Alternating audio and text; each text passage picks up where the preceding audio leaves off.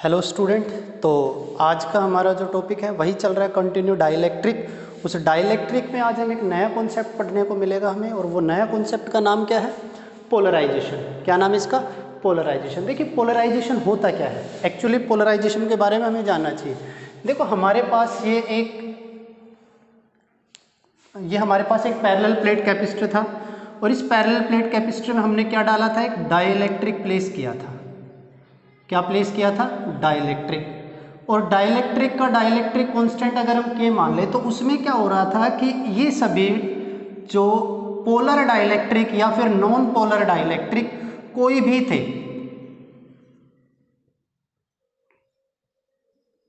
जैसे ये positively charge था और ये नेगेटिवली चार्ज था या नहीं था? ठीक है।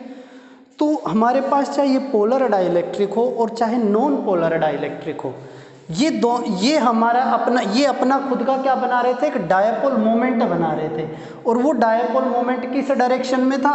अलोंग द इलेक्ट्रिक फील्ड था। और अगर applied electric field E note था और इनका इलेक्ट्रिक फील्ड इंड्यूस था, अगर इनका इलेक्ट्रिक फील्ड इंड्यूस था, तो आप बोलोगे सर नेट इलेक्ट्रिक फील्ड इसमें कितना आया? नेट इलेक्ट्रिक फील्ड आया applied electric field minus induce electric field, ये बोल सकते हैं हम। अब पोलराइजेशन क्या होता है? पोलराइजेशन क्या होता है? The alignment of dipole moment whether it is induce और permanent dipole. The alignment of dipole moment whether it is induce और permanent dipole in the direction of applied electric field is known as electric polarization, इसको हम p vector से denote करते हैं। किससे denote करते हैं? p वेक्टर से डिनोट करते हैं हम इसको।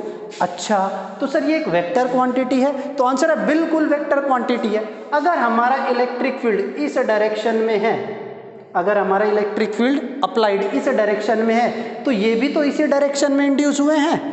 यस, ये इसी डायरेक्शन में इंड्यूस हुए हैं। तो ये क्या हो गया हमारे पास? Dielectric polarisation. तो आपने नोट कर लिया होगा डाइलेक्ट्रिक पोलराइजेशन।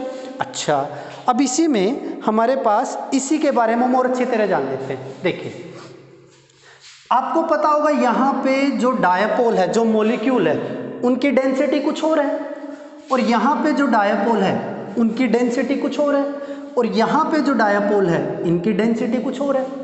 अब आपको नहीं लग रहा, अगर मान लीजिए यहाँ पे इलेक्ट्रिक फील्ड डिफरेंट है, यहाँ पे इलेक्ट्रिक फील्ड डिफरेंट है और यहाँ पे इलेक्ट्रिक फील्ड डिफरेंट है, वैसे तो डिफरेंट नहीं होगा, सेम होगा, लेकिन हो सकता है यहाँ पे मॉलिक्यूल कम पोलराइज हुए हों, यहाँ पे मॉलिक्यूल ज़्यादा पोलराइज हुए हों, यहाँ पे मॉलिक्यूल और कम या फिर और ज़्यादा पोलराइज हुए हों, हो सकता है। यानी इन सभी जगह पे जो पोलराइजेशन है वो अलग अलग होगा। तो पोलराइजेशन को एक और तरीके से लिख सकते हैं, ये क्या होता है? Induced dipole moment per unit volume. क्या होता है ये? Induced dipole moment per unit volume.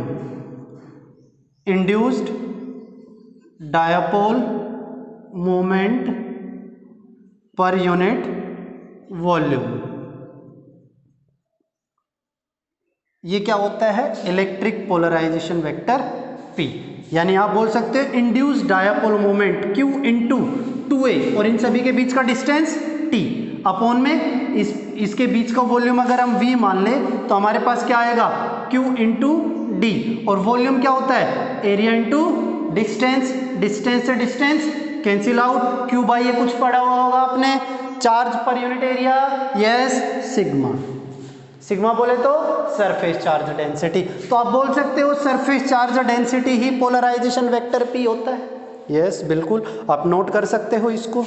ठीक है। अच्छा, एक नया कॉन्सेप्ट आता है, और उस नया कॉन्सेप्ट का नाम क्या है? ससेप्टिबिलिटी। क्या नाम उसका? Susceptibility, electric susceptibility, electric susceptibility. तो देखिए इलेक्ट्रिक ससेप्टिबिलिटी क्या होती है?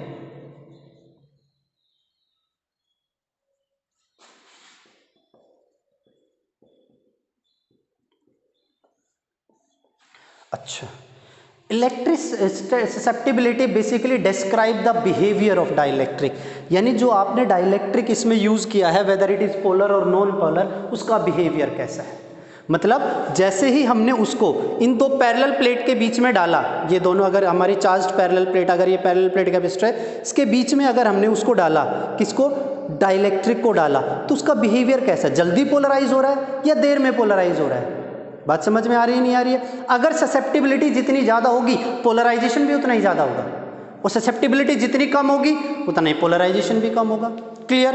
अब देखिए इलेक्ट्रिक ससेप्टिबिलिटी को हम बेसिकली किससे डिनोट करते हैं, ये एक वर्ड है हमारे पास ग्रीक वर्ड, और ये सिंबल है साई, और इसको हम साई से डिनोट करते हैं।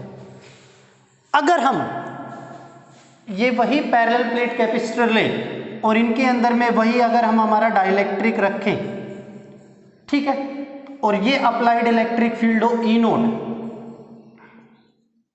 ये हमारा अप्लाइड इलेक्ट्रिक फील्ड हो ई नोट। अगर ई नोट हमारा अप्लाइड इलेक्ट्रिक फील्ड है तो अब देखिए ध्यान से, इसमें इलेक्ट्रिक फील्ड अपना इंड्यूस होगा, इलेक्ट्रिक डायपोल मोमेंट आएगा इसमें, ठीक है, वेदर इट इज पोलर और नॉन पोलर, इसमें इलेक्ट्रिक डायपोल मोमेंट आएगा। अब वो इलेक्ट्रिक डायपोल मोमेंट, अगर ये इलेक्ट्रिक फील्ड की स्ट्रेंथ कम हुई तो पोलराइजेशन भी कम होगा, और अगर इलेक्ट्रिक फील्ड की स्ट्रेंथ ज्यादा हुई तो पोलराइजेशन भी कम होगा। तो आप बोलोगे polarisation vector is directly proportional to the applied electric field. Polarisation vector पे is directly proportional to electric field. आप इस प्रोपोर्शनलिटी के कांस्टेंट को हटाइए और एक कांस्टेंट लगाइए साई ई, और साई क्या हमारे पास, साई क्या है, dimensionless constant which is known as electric susceptibility, which is known as electric susceptibility. अब अगर आप यहां से साई की वैल्यू निकालना चाहो तो आपके पास आएगा P vector upon electric field. तो ये ससेप्टिबिलिटी हमारे पास क्या है, एक डायमेंशनलेस क्वांटिटी है। अब देखो हमारे पास ये डायमेंशनलेस क्वांटिटी है तो हम यहाँ से इसको चेक कर सकते हैं, इसका कुछ ना कुछ डायमेंशन आएगा। क्या डायमेंशन आएगा, पोलराइजेशन वेक्टर पी। देखिए पोलराइजेशन वेक्टर पी जो हमारे पास होता है, वो पोलराइजेशन वेक्टर पी क्या होता है हमारे पास, पी क्या होता है हमारे पास, सिग्मा। क्या होता है ये, coulomb charge per unit area होता है ये। अब अगर हम यहाँ से अपॉन में इलेक्ट्रिक फील्ड ससेप्टिबिलिटी की वैल्यू अगर हम यहाँ से कैलकुलेट करें तो ये आ जाएगा Q by A into electric field force per unit charge. तो हमारे पास आ गया कूलाम स्क्वायर पर न्यूटन मीटर स्क्वायर, और आपको तो पता ही होगा ये क्या होता है, एप्सिलॉन नॉट। ये क्या होता है, एप्सिलॉन नॉट। यानी इसको डायमेंशन लेस बनाने के लिए हमें यहाँ पे एक और फैक्टर ऐड करना पड़ेगा और वो होगा एप्सिलॉन नॉट। वो क्या होगा, एप्सिलॉन नॉट। तो पी वेक्टर हमारे पास क्या आया, ससेप्टिबिलिटी एप्सिलॉन नॉट ई, और यहां से अगर हम ससेप्टिबिलिटी निकालें तो क्या आएगी हमारे पास, P vector upon epsilon naught E. ये होती है हमारे पास ससेप्टिबिलिटी। ये क्या होती है हमारे पास, ससेप्टिबिलिटी। तो ससेप्टिबिलिटी क्या होती है, polarisation vector per unit applied electric field for a given medium और for a given free space. तो ससेप्टिबिलिटी क्या होगी, polarisation vector per unit applied electric field, ये हमारे पास ससेप्टिबिलिटी होगी। और ससेप्टिबिलिटी क्या बताती है, behaviour of the dielectric. Susceptibility क्या बताती है, बिहेवियर ऑफ द डाइलेक्ट्रिक। अब देखिए रिलेशन निकालना हमने किस किस में, ससेप्टिबिलिटी और डाइलेक्ट्रिक कांस्टेंट के में, रिलेशन बिटवीन के एंड साई। के और साई में क्या रिलेशन होता है, what is the relation between के एंड साई। देखिए वही है हमारे पास, ये एक पैरेलल प्लेट कैपेसिटर है और इसमें हमने डाइलेक्ट्रिक डाल दिया,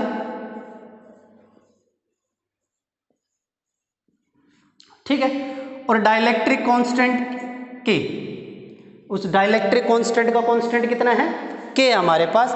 यानी हमने इसके अंदर एक डाइलेक्ट्रिक डाला जिसका डाइलेक्ट्रिक कांस्टेंट कितना है, के है। ये क्या है, अप्लाइड इलेक्ट्रिक फील्ड है, ई नोट। और इस अप्लाइड इलेक्ट्रिक फील्ड की वजह से इसके अंदर एक इंड्यूस्ड इलेक्ट्रिक फील्ड आया, ई आई आया नहीं आया। तो हमारे पास नेट इलेक्ट्रिक फील्ड कितना आएगा, तो आप बोलोगे sir E naught minus E I, this is net electric field. Yes, very good. This induce electric field between the plate. अब आप बोलोगे सर प्लेट के बीच में इलेक्ट्रिक फील्ड हमने पढ़ा हुआ है सिग्मा अपॉन एप्सिलॉन नॉट, पड़ा हुआ है, यानी sigma induce electric field, sigma I upon epsilon naught, value वहां पे शिफ्ट करनी है हमने। तो आप बोलोगे sir E net is equal to E naught minus sigma I upon epsilon naught, ये तो पढ़ा हुआ आपने। अब देखिए सिग्मा खुद किसके बराबर है, जो ये इंड्यूस्ड सरफेस चार्ज डेंसिटी है वो खुद किसके बराबर है, वो खुद P के बराबर है, वो खुद किसके बराबर है, P के बराबर है। तो आप बोलोगे sir E net is equal to E naught minus P vector upon epsilon naught, बोलोगे नहीं बोलोगे? अच्छा P वेक्टर खुद किसके बराबर है, किसके बराबर है, साई एप्सिलॉन नोट E। तो ई नेट आपके पास कितना आ गया, E naught minus psi epsilon naught E upon epsilon naught, ये आएगा या नहीं आएगा, ये आएगा।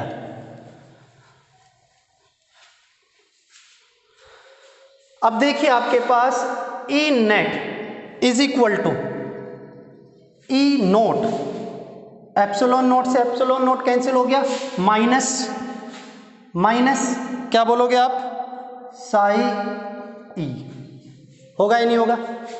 What is this electric field, बेटे ये इलेक्ट्रिक फील्ड और ये इलेक्ट्रिक फील्ड डिफरेंट थोड़ी है, ये तो वही नेट इलेक्ट्रिक फील्ड है हमारा भाई, पोलराइजेशन वेक्टर P से तो हमारा नेट इलेक्ट्रिक फील्ड आया था।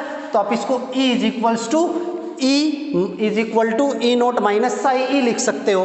तो ई नोट की वैल्यू क्या आई आपके पास, ई नोट की वैल्यू क्या आई आपके पास, E प्लस साई ई आ गया आपके पास, आ गया नहीं आ गया, E naught is equal to E into 1 plus psi आ गया आपके पास। और E की वैल्यू देखो, E naught by E is equal to K होता है नहीं होता है, वैल्यू यहाँ पे शिफ्ट करोगे तो E naught is equals to E naught by K into 1 plus psi होगा या नहीं होगा? तो ई नोट से ई नोट कैंसिल हो गया, 1 इज इक्वल्स टू 1 ओवर के इंटू 1 प्लस साई होगा या नहीं होगा? होगा। के को यहाँ पे लेके आओगे तो आपके पास के इज इक्वल्स टू क्या हो जाएगा, 1 प्लस साई, के इज इक्वल्स टू क्या हो जाएगा, 1 प्लस साई। क्लियर, पक्का? देखिए इसको ध्यान से, ठीक है। अच्छा देखो ये हमने पहले पढ़ा हुआ है, कभी आप इसके बारे में सोच रहे हो सर ये क्या है, ये हमने पहले ही पढ़ा हुआ है भाई। इस मीडियम का इलेक्ट्रिक फील्ड अब ई नेट हो चुका है, इस मीडियम का इलेक्ट्रिक फील्ड जो है अब वो ई नेट हो चुका है, और वो ई नेट कितना होगा, ई नोट माइनस इंड्यूस, और इंड्यूस कितना आपके पास ई आई है, और मैं इसको बोल सकता हूं ये होता है, और अपॉन में एप्सिलॉन, क्योंकि प्लेट के दो प्लेट के बीच का इलेक्ट्रिक फील्ड हम पहले भी पढ़ चुके हैं, वो हमने एक पढ़ा था, आपको शायद याद हो, ठीक है। तो क्लियर है ये सारी बातें, ठीक है। और ये इलेक्ट्रिक फील्ड और ये इलेक्ट्रिक फील्ड वही है, क्योंकि polarization vector P is equals to epsilon naught psi E, और ये कौन सा हमारे पास है, वो हमारा इलेक्ट्रिक फील्ड जो बचा हुआ नेट है ये वही है। तो इसीलिए हमने इसको ये बना दिया और इसको लेकर के सोल्व कर लिया, तो K की वैल्यू क्या आ गई, 1 प्लस साई आ गई, ठीक है। क्लियर है? अब देखिए, अब हम एक रिलेशन निकालेंगे, वो रिलेशन किस किस के बीच में होगा, रिलेशन होगा K और इंड्यूस सरफेस चार्ज डेंसिटी। इस K और इंड्यूस सरफेस चार्ज डेंसिटी में क्या रिलेशन होता है, देखिए ये छोटे छोटे रिलेशन है, ये थोड़े बहुत काम के हैं, वो आप देख लेना थोड़ा सा, देखिए इधर,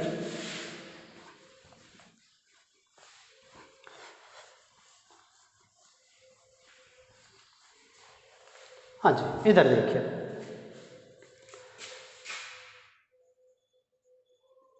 relation between sigma I and के, क्या रिलेशन होता है, देखिए सिग्मा आई और के में क्या रिलेशन होता है, वही है, पैरेलल प्लेट कैपेसिटर है, बीच में डाइलेक्ट्रिक भरा हुआ है, ठीक है, बीच में डाइलेक्ट्रिक भरा हुआ है जिसका कांस्टेंट है K, ठीक है।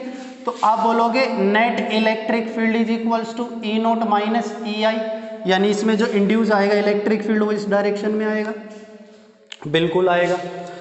अब आप ध्यान से देखो, what is this, this is E is equal to E naught minus E I, clear है। What is E, E naught by K, is equal to E naught minus E I. What is E naught? Sigma over epsilon naught into K. What is E? Sigma upon epsilon naught minus E I sigma I upon epsilon note.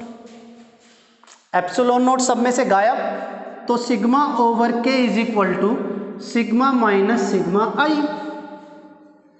Clear? अब इसमें आगे क्या है?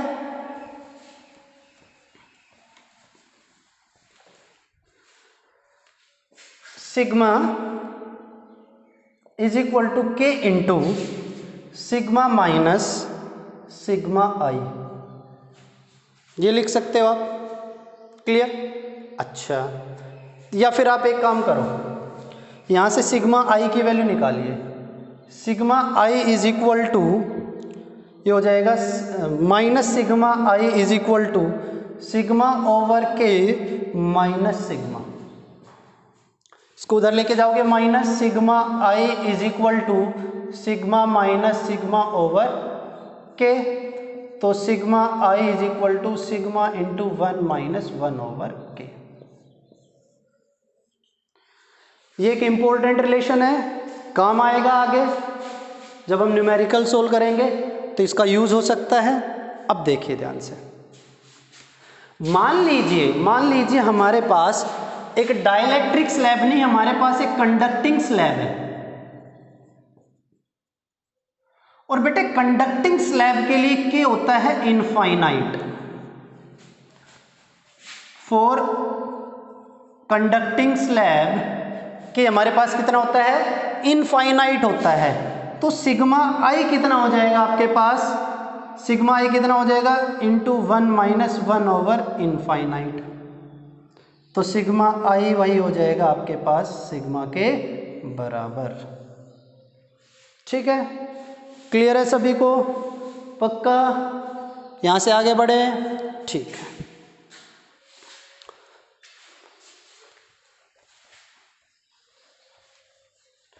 अब देखो, ये तो हम पढ़ लिया हमने कि जब भी हम एक डाइलेक्ट्रिक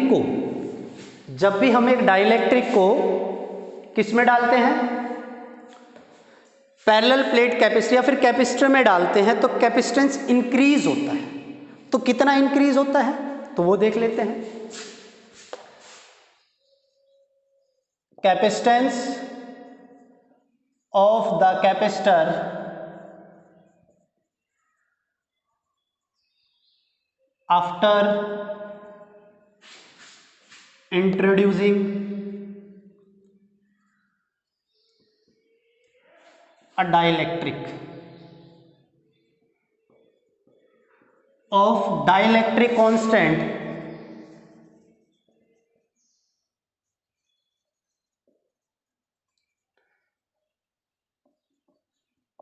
के. तो हमारे पास ये एक पैरेलल प्लेट कैपेसिटर है. अगर इन प्लेट के बीच का डिस्टेंस d है, प्लेट का एरिया हमारे पास a है, तो आप बोलोगे the initial capacitance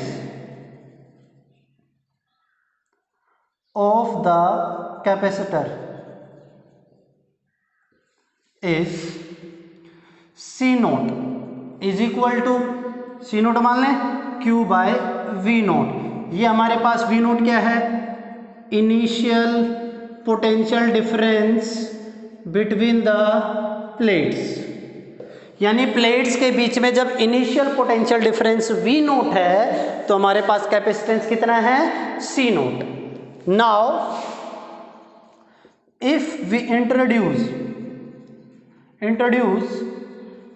a dielectric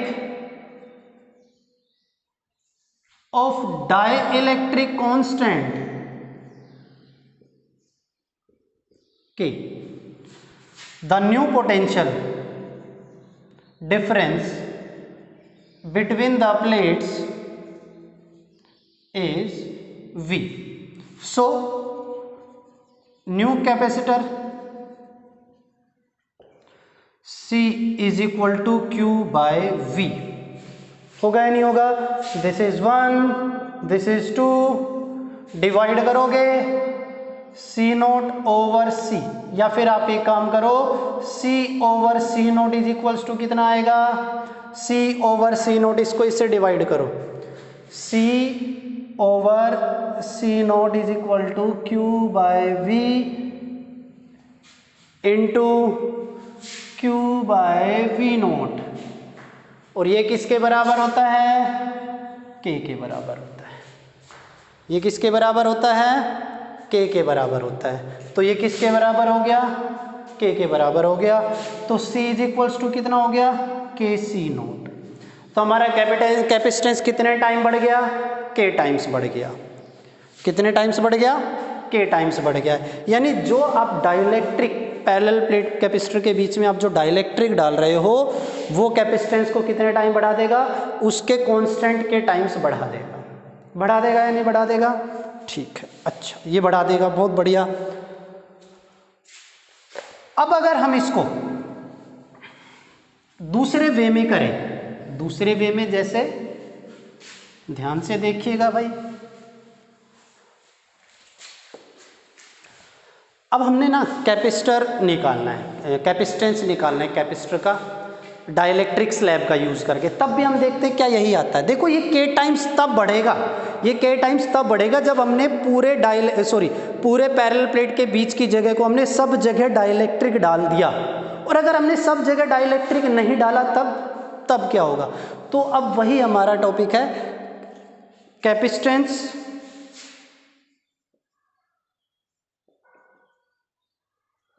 of capacitor using a dielectric slab। यानी हमने एक डाइलेक्ट्रिक स्लैब को यूज किया और डाइलेक्ट्रिक स्लैब को हमने पैरेलल प्लेट कैपेसिटर के बीच में डाल दिया, और उसके बाद उसका कैपेसिटेंस कितना इंक्रीज हुआ या डिक्रीज हुआ, जो कुछ भी, देखो इंक्रीज तो होगा, ये तो हम पढ़ चुके हैं, लेकिन अब कितना इंक्रीज होगा वो हमने देखना है। अब हमने पूरे में नहीं डालना है, पूरा का तो हमने डाल के देख लिया के टाइम्स इंक्रीज होता है, ये तो हमें पता चल गया। लेकिन अगर हम डाइलेक्ट्रिक स्लैब पैरेलल प्लेट के बीच के जो डिस्टेंस है उससे कम थिकनेस की अगर हम डालें तब क्या होगा? देखिए हमने एक ये पैरेलल प्लेट कैपेसिटर लिया, let us consider a parallel plate capacitor having distance between the two plate is D, plate area A,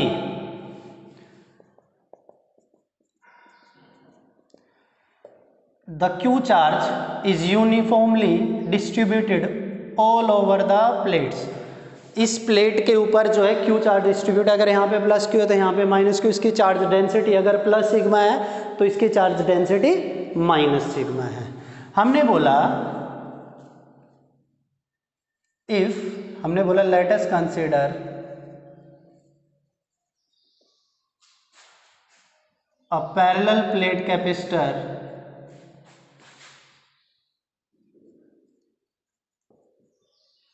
having plates area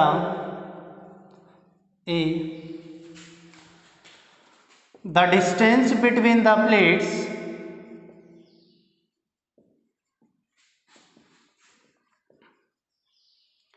is D, यानी ये जो प्लेट का सेपरेशन है वो D है, एंड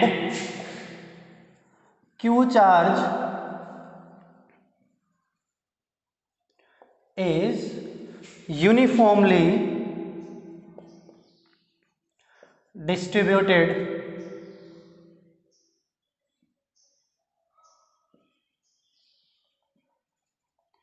all over it। अब देखिए when the air is filled, air या फिर वैक्यूम भी बोल सकते हो, filled between द प्लेट्स, अगर इन दोनों प्लेट के बीच में एयर भरी हुई है तो हमारे पास the initial capacitance of the capacitor is C naught is equals to epsilon naught A upon D. ये मान लें क्योंकि इनिशियल प्लेट एरिया ए है, सेपरेशन डी है, तो इनिशियल कैपेसिटेंस कितना है हमारे पास, सी नोट, 1 मान के इसको काम करेंगे हम, equation 1।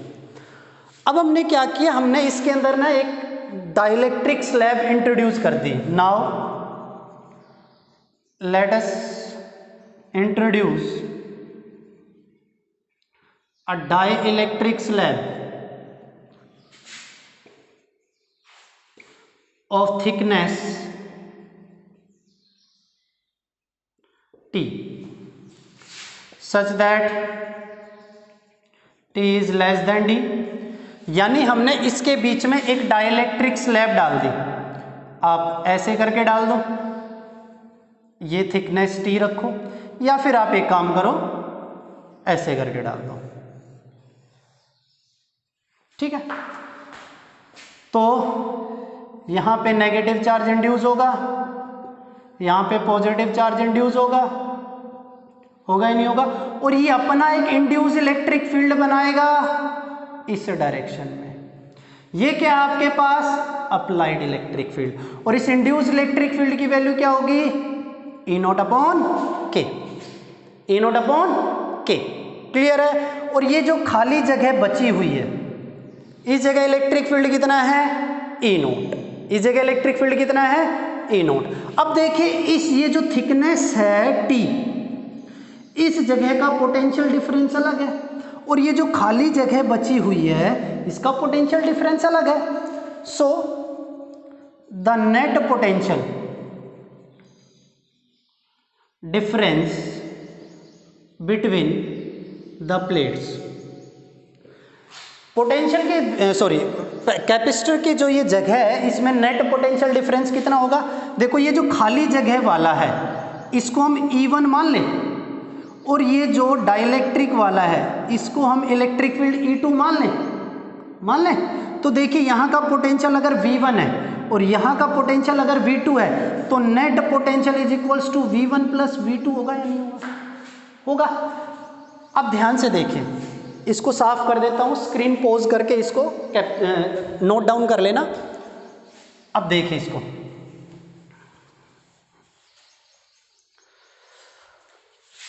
V is equals to, देखिए V1 कितना है, V1 बोलोगे सर आप E naught into this distance. अब देखो ये डिस्टेंस कंप्लीट कितना है, D, उसमें से ये डिस्टेंस निकाल दे तो ये कितना बच जाएगा, D माइनस टी।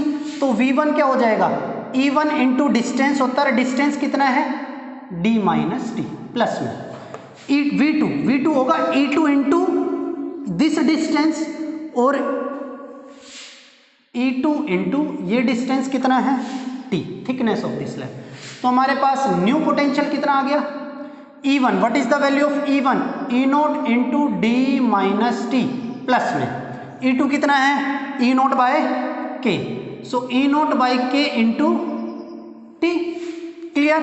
तो V इज इक्वल्स टू कितना हो जाएगा, E नोट कॉमन लो, अंदर क्या बचेगा D minus T plus T by K, ये बचेगा या नहीं बचेगा। अब देखिए एप्सिलॉन नोट की वैल्यू सभी को पता है,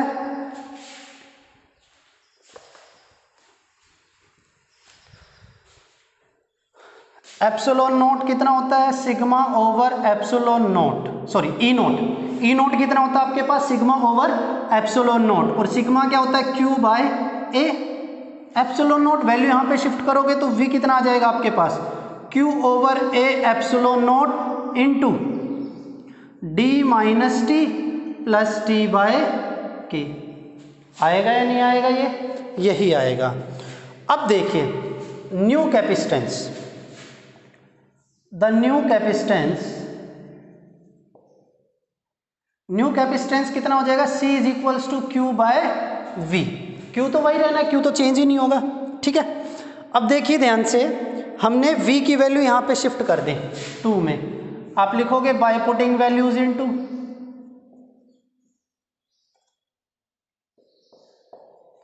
अगर आप 2 में वैल्यू रखोगे तो C is equals to Q by Q epsilon naught A, upon में क्या आएगा, D minus T plus T by K, clear है।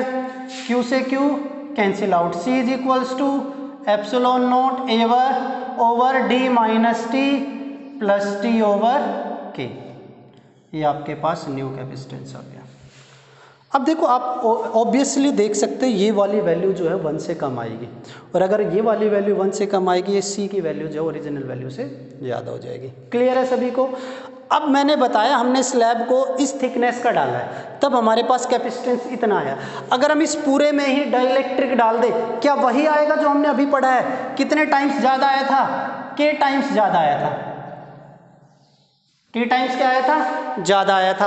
अब देखिए हमने बोला अगर हमने स्लैब डाली थिकनेस उसकी इसके डिस्टेंस के बराबर है, तो यहाँ पे ये डिस्टेंस कितना हो जाएगा? 0, और ये कितना हो जाएगा? d। तो c इज इक्वल्स टू कितना हो जाएगा? Epsilon naught a over d into K. और ये क्या था हमारे पास? This is initial capacitance, so c is equal to C naught into K. वही तो आ गया, k टाइम्स फिर से इंक्रीज हो गया।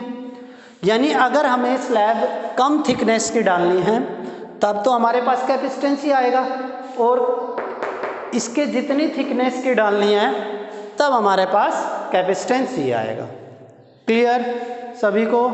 देखिए अब क्या है, लास्ट टॉपिक है इस चैप्टर का, देखिए ध्यान से।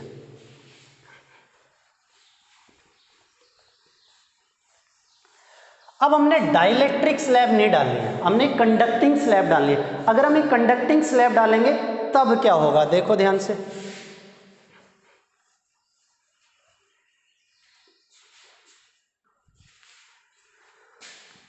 Using a conducting slab,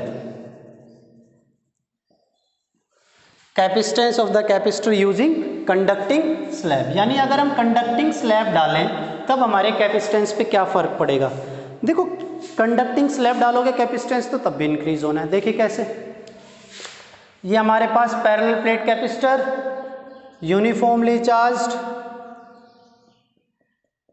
distance between the plate is d, plate area a, charge q।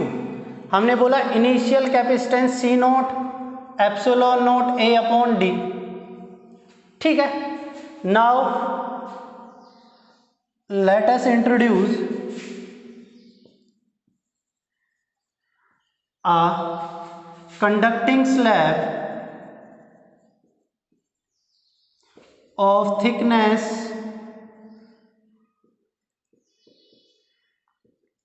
T, और हमने बोला T is less than D between the plates of the capacitor. अब हमने क्या किया, इसमें एक कंडक्टिंग स्लैब इंट्रोड्यूस कराई, उसकी थिकनेस है T। तो आप बोलोगे सर यहाँ पे तो इंड्यूस हो जाएगा सरफेस पे नेगेटिव चार्ज और इधर पॉजिटिव चार्ज। ये बेटे अगर अप्लाइड इलेक्ट्रिक फील्ड है E नोट, तो आप इसके अंदर यह नहीं बोलोगे इंड्यूस इलेक्ट्रिक फील्ड आएगा, नहीं आएगा। कंडक्टर है, अंदर इलेक्ट्रिक फील्ड 0, अंदर इलेक्ट्रिक फील्ड 0। तो अब देखिए the potential between the plates is, plate के बीच में पोटेंशियल कितना बचा? V is equal to E naught into ये डिस्टेंस खाली जो बचा हुआ कितना है? ये तो d है, ये बीच का चला गया t, तो कितना बचा? d minus T. क्लियर है? और ई नॉट कितना होगा? Sigma over epsilon note. Sigma की वैल्यू क्या होगी? Q over A। तो ई नोट की वैल्यू क्या आ गई हमारे पास? Q over A into epsilon note. यहाँ पे वैल्यू पुट करो, सो V कितना आएगा हमारे पास? Q over A epsilon naught into D minus T. यही तो आएगा। अब new capacitance, new capacitance C is equals to Q over V, और V आपके पास यहाँ पे कितना है वो वैल्यू रख दो यहाँ पे, Q over Q into A epsilon note over D minus T. तो Q से Q कैंसिल हो गया, C हमारे पास कितना आया? Epsilon naught A over D minus T. अब आप एक काम करो, यहाँ से D कॉमन ले लो, तो C इज इक्वल्स टू कितना आ जाएगा आपके पास? Epsilon naught A over D हमने बाहर लिया, ये हो जाएगा 1 माइनस टी ओवर डी, होगा या नहीं होगा? 1 माइनस टी ओवर डी हो जाएगा। अब देखो ये क्या है, आप बोलोगे सर ये तो हमारे पास इनिशियल कैपेसिटेंस है, तो सी हमारे पास कितना आ गया, C nought over 1 minus T over D. अब आप ध्यान से देख सकते हैं ये वाली वैल्यू 1 से कम है, ये फिर से इंक्रीज हो जाएगा, ठीक है। तो इसके ऊपर ये जो बेसिकली ये कॉन्सेप्ट है, ये डेरिवेशन कभी कभी एग्जाम में आ जाती है, ठीक है। बाकी ये आपका कैपेसिटेंस से रिलेटेड जो कुछ भी था मैंने आपको बता दिया है। अब इसके ऊपर जो भी न्यूमेरिकल है वो हम नेक्स्ट लेक्चर में देखेंगे, ठीक है। Thank you.